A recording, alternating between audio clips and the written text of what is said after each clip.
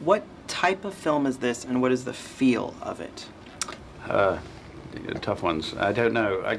I remember when I read the script, I wasn't sure what type of film it was, and perhaps that was one of the appealing aspects of it.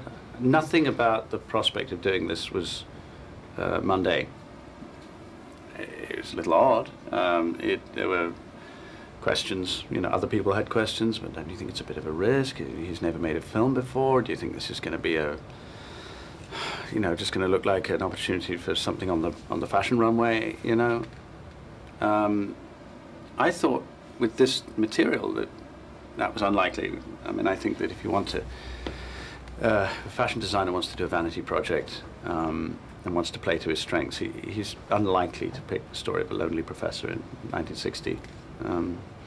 So that was compelling, and I don't think I think it defies a category, really. And, when you were choosing this role, did you ever think about how maybe some of your fans who are used to seeing you as like the leading man, in romantic comedies or whatnot, some of the more conservative fans, how they might react to you playing this role? No. I mean, typecasting is always a danger. If people see you play something they recognize once or twice, then of course they're going to come back for more, and that's very likely what's going to get you employed and what's going to earn you a living as well. And then, rather than starving, I've looked for room to maneuver within that. This was just I mean, if somebody's prepared to take a chance on me to show anything different, or perhaps, broaden, the palette a little bit, that's absolutely fantastic. I mean, I've always felt that there was more I could do than I was being asked to do in many of the roles I've had. I think a lot of actors do feel that. What gets you employed is often just sort of, perhaps one or two tricks. This was the first time in a very, very long time that someone said, no, you've got the whole guy here. It's all in your hands.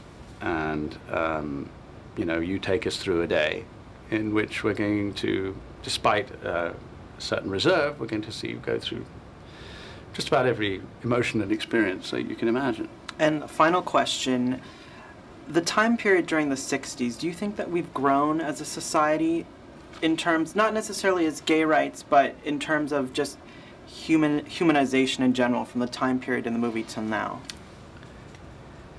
It's a good question, but I don't know. I'd like to think so. I think the answer I think one would have to have hours to discuss that, because for everything that one person interprets as progress, someone else might think that is a setback or a step in the wrong direction.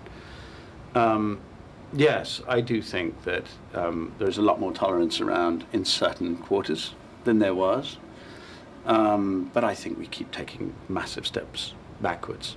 And I know you were just asking a gay rights question, but it was very poignant to me that while I was filming, we